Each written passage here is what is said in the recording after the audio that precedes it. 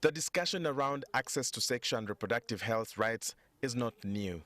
For years on end, several voices, spearheaded by non-government organizations, have put forward the purpose of having young people understand their sexual and reproductive health rights. What is missing is us failing to understand that the situation is here with us, and it is us to address it, and address it in our context, and address it realistically without having to run around shouting. The contention, however, is majorly on the kind of content that the young people will be given, whilst trying to protect them from things like early sexual encounters and related effects. Teenage pregnancies, forced marriages, and lack of centers or services centers where young people can access services are all key gaps that have sort of mushroomed or been amplified. But experts say the fear of the unknown is not helping, because approximately half of all pregnancies among women and girls aged 15 to 19 years are unintended. When we had the COVID case, one like this, we declared outbreak of COVID. I'm wondering why we cannot declare outbreak of sex. Outbreak of sex in this country. 1,052 is alarming. If you look at the number of the maternal mortality rates that are likely to come out of this, it's quite alarming. I make this statement as local governments, we feel the burden of SRHR challenges the most. The suggestion, therefore, is to ensure that young people have access to age-appropriate, comprehensive sexuality education, as well as high-quality sexual and reproductive health services. Much as we are talking about SRHR, we should understand what is causing the young people to get pregnant. What is causing the early child marriages? It will come back to poverty. And we are challenged that any intervention in SRHR, can it have the aspect of something that is empowering the young people?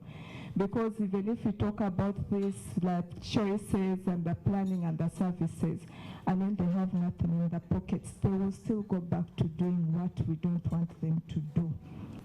People are not going to bring for us the solution, but as a country, we have to discuss and have a local solution. So as parents or as cultural institutions, as cultural leaders, we need to go back to our families. We need to tell parents to talk to their children to start as early as 5. As a ministry, we have guiding documents. We've come up with a second strategy to end child marriage and teenage pregnancy that we were to roll out. We launched it during the Day of the African Child commemorations. And then now we have the coordination mechanism that is to enable us all the actors work together, work and deliver as one, because you can't do it alone.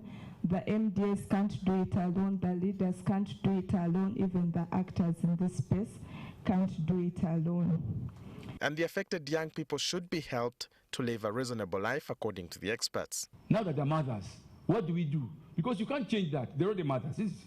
We're addressing those issues. For example, we are integrating them back to school, supporting them, making them have a chance that there's still life after this child. Because this child must have a good future. Making sure the youth understand shared information and shared reasons for what their action can result to. We have also given access to justice. They want justice. How they get it, we give them reasons so that how they can get that. Also access to God. If you have access to God, then you know that you are right, aligned to the right path. We also we ask them that girls must be in school. We protect the girls' rights. We say, what is the girl supposed to have? We also deal with child rape. We don't pass laws. We refer them to police, to the courts. But there's what we call healing.